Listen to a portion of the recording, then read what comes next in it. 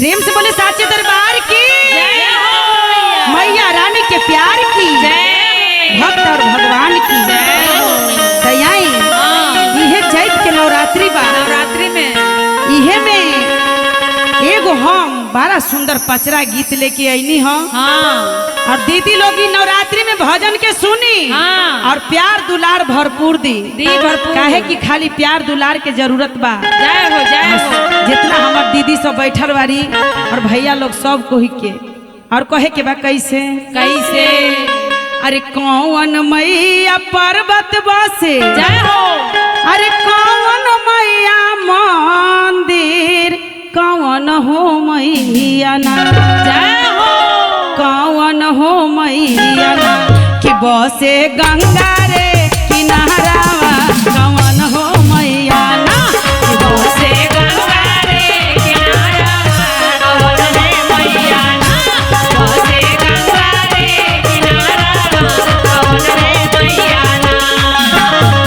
कौन मैया मंदिरवा कौन मैया पर्वत कौन हो मैया ना।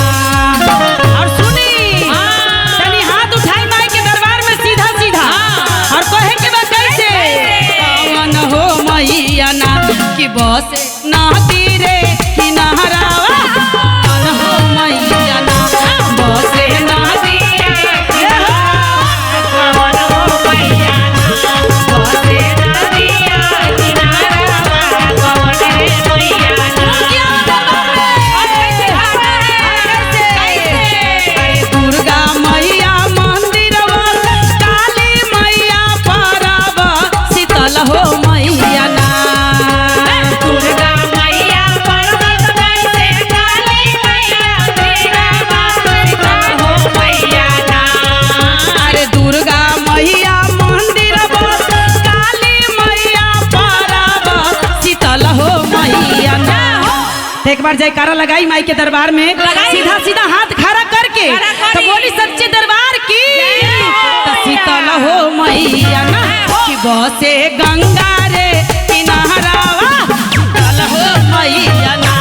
बसे गंगा रे शीतल हो मैया ना। बसे गंगा रे किनारावा शीतल हो मैया ना। रे किनारावा शीतल हो मैया ना। अरे कौन मैया गोरबा कौन मैया करिया कौन हो मैया ना कि बाहर आंगिया कतरी कौन हो मैया ना। बारे अंगिया के पारे कौन हो मैया। बारे अंगिया के पारे कौन हो मैया ना। दुर्गा मैया गोरबा काली मैया करिया शीतल हो मैया ना। दुर्गा मैया गोर बारी काली मैया करिया शीतल हो मैया ना। दुर्गा मैया गोरबा काली मैया करिया शीतल हो मैया ना।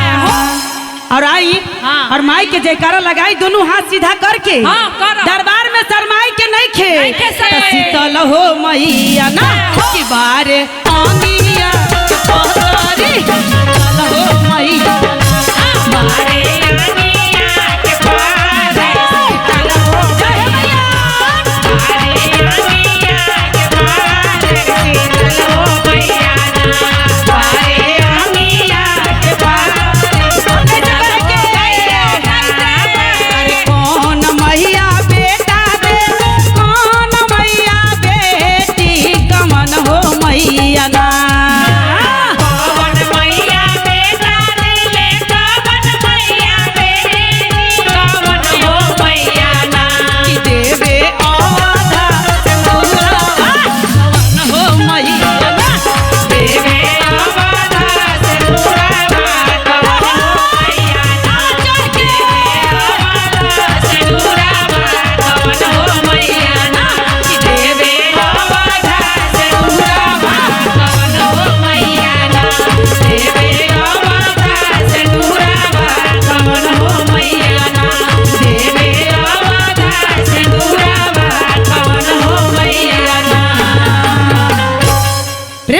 थावे वाली मैया की जय।